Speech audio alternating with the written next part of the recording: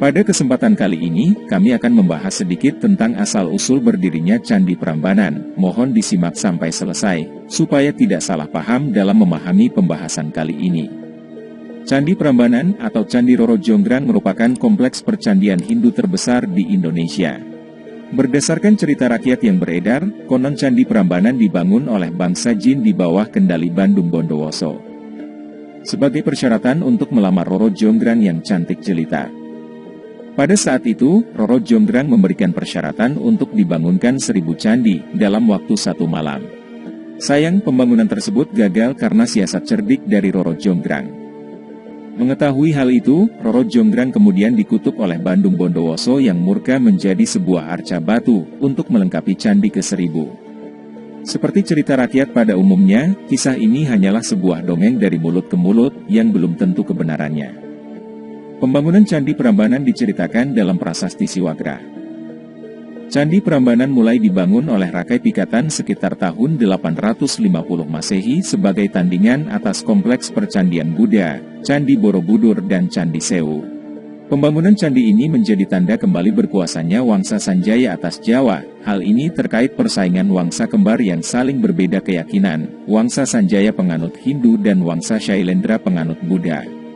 Candi Prambanan sendiri dipercaya sebagai persembahan untuk Trimurti, 3 dewa utama dalam kepercayaan Hindu.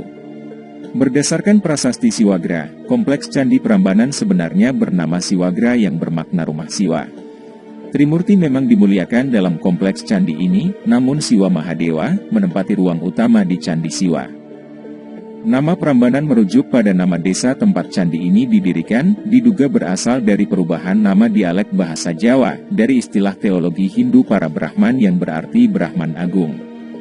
Pembangunan Candi Prambanan memakan waktu selama ratusan tahun, dimulai oleh Rakai Pikatan, lalu dilanjutkan oleh Raja Lokapala dan Raja Balitung Mahasambu. Secara berkelanjutan Candi Prambanan terus disempurnakan oleh Raja-Raja Medang Mataram berikutnya, seperti Raja Daksa dan Raja Tulot. Setelah selesai dibangun dengan megah, Candi Prambanan menjadi Candi Agung Kerajaan Mataram, tempat berlangsungnya berbagai upacara agung kerajaan. Sementara ibu kota Kerajaan Mataram saat itu berada tak jauh dari Prambanan, di dataran Kewu. Sejak Empu Sindok bertahta menjadi raja dan mendirikan Wangsa Isyana, pada tahun 930-an, ibu kota kerajaan dipindahkan ke Jawa Timur. Perpindahan tersebut diduga karena perebutan kekuasaan atau letusan hebat dari Gunung Merapi. Setelah perpindahan ibu kota, Candi Prambanan perlahan mulai ditelantarkan dan runtuh.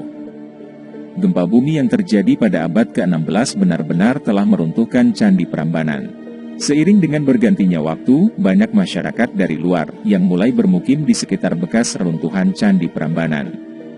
Penduduk setempat mengetahui keberadaan Candi Prambanan, namun mereka sama sekali tidak tahu menahu latar belakang sejarah sebenarnya, tentang siapakah raja dan kerajaan apa yang membangun monumen megah ini.